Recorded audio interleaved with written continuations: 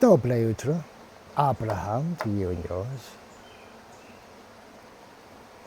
Morning after rain, all the creatures around.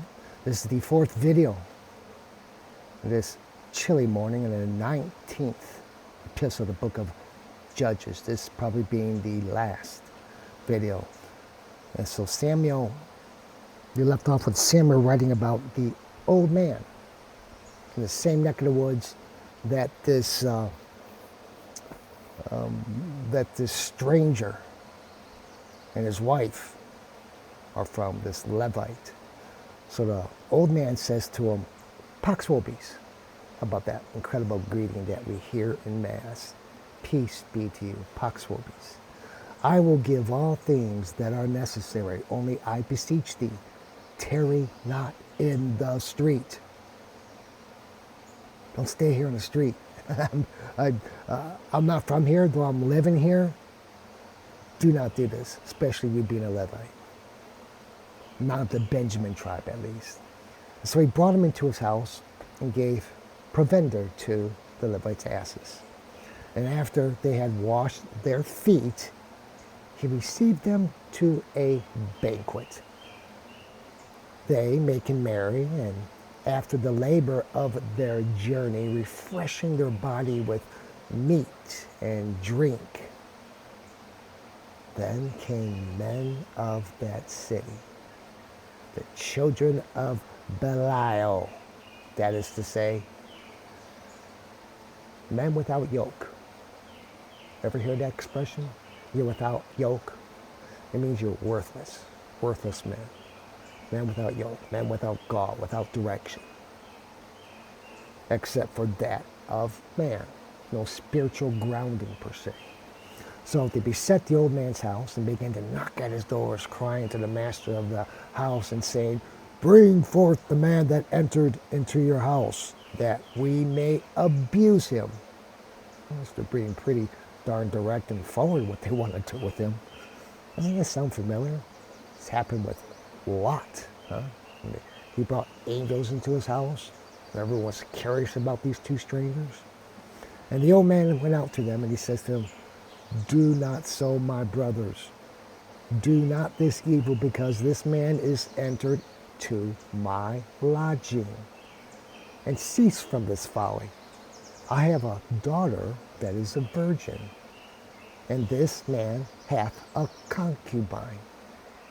I will bring them forth to you, that you may humble them and fulfill your lust. Only I beseech you, work not this wickedness against nature on the man. Seems like the women become fodder for the men, just to protect a man of God, a Levite. History amongst mankind constantly is repeating itself. Just as I said, Lot strived and struggled to protect a couple of men, angels of Quies, from the savagery of men, even offering his daughters. So too does the old man with this no-name Levite.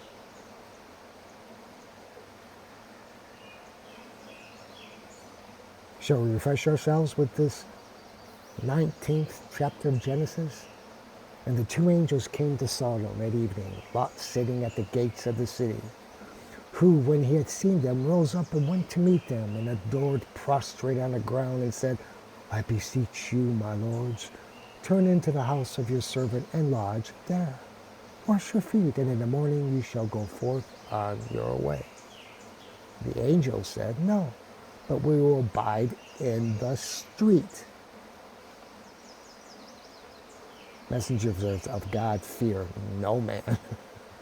He compelled them earnestly to turn in unto him, and when they were entered into Lot's house, he made them a banquet, and baked unleavened bread, and they did eat.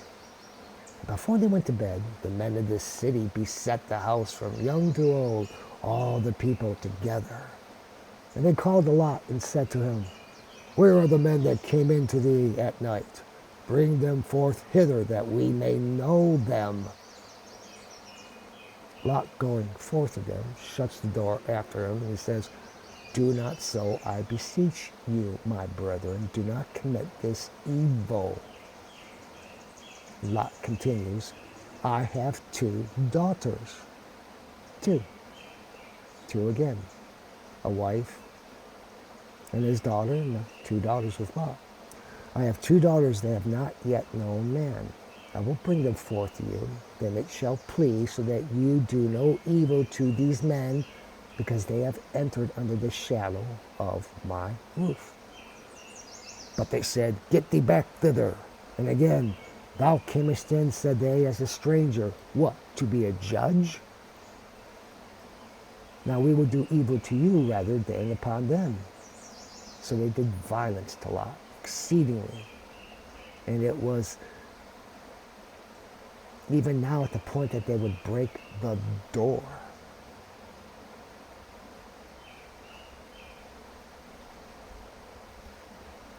But the angels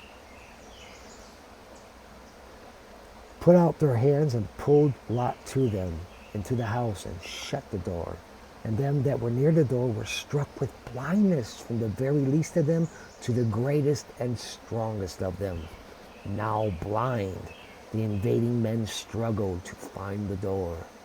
And they, the messengers, said to Lot, who still is here to you? Sons, son-in-law, or daughters, all that are thine, bring them out of this city, for we will destroy this place, for that their cry is waxen loud before our Lord, who hath sent us to destroy them. Therefore Lot went forth and spake to the sons-in-law that were to take his daughters, and said, arise, get you forth out of this place, because our Lord will destroy the city. He seemed unto them to speak as it were a jest.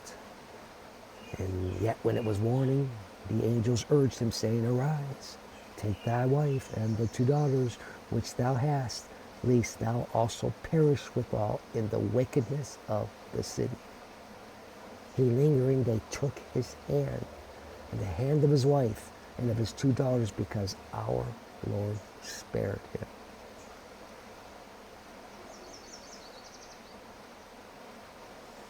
Going back to our story with the old man and the Levite, they would not agree to the old man's words about the 2 women to satisfy their lust, which the man, seeing,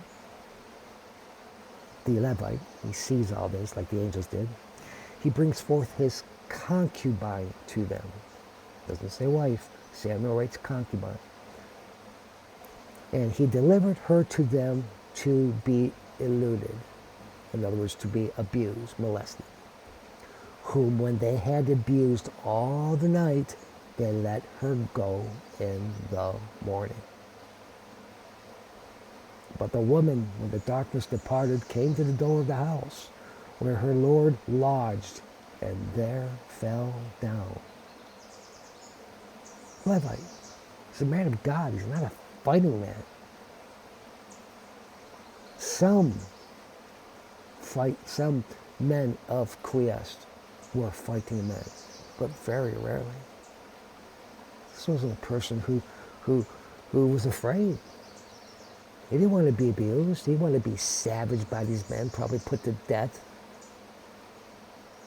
So he sacrificed this woman who he is not publicly acknowledging as his wife.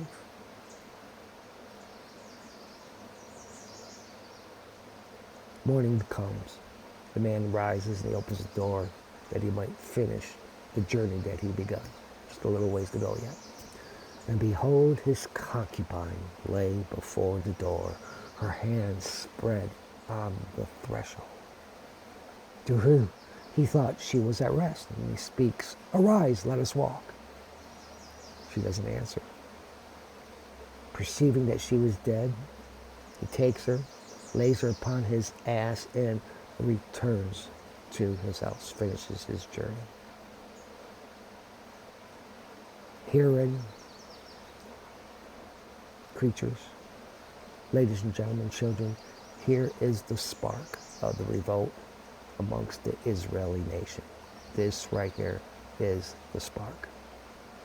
The woman's hands upon the threshold reflects a sacrifice that shall entail the citizens of Israel. Now, I don't know if they were spread out like a thou, like a T, like Christ was crucified, but for Samuel to write that her hands were on the threshold, intentionally saying this, makes me believe that this reflects a sacrifice that will involve all the citizens of Israel. The act of Christ's blessed hands nailed and secured to a wooden cross also represents the sacrifice, but for all mankind, not just the Hebrews. Samuel writes, which when he was entered into his house, he takes a sword and he cuts the carcass of his wife with her bones into 12 parts and pieces. And he sends these parts and pieces into all the borders of Israel. Wow. This man did love this woman. This story of sacrifice is birthed with the woman being introduced as his wife. The middle of the story has her identified as something other than. The final act comes full circle with the woman being commemorated as his wife. Because Samuel writes in cutting the carcass of his wife. And finally, which when everyone had seen, they cried together. There was never such a thing done in Israel from that day when our fathers ascended out of Egypt. What, less than a couple hundred years ago? Until this present time. Give sentence and decree in common what is needful to be done. Give sentence and decree in common what is needful to be done. Told you this was the spark to ignite this match, this light. Now he puts it to the people for them to act upon this horrendous act of killing, molesting, raping this woman, and then causing her death.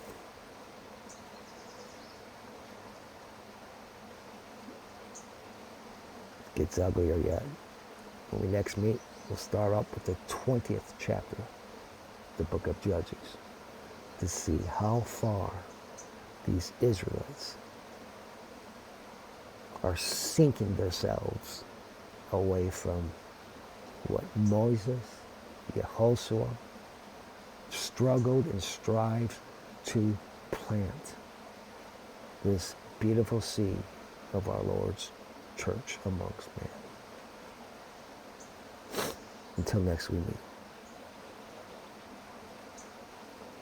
God bless the women of this planet who are helpless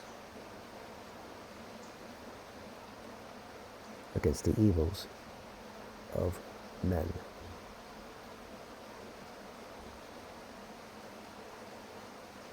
God bless the men who are helpless against the evils of women.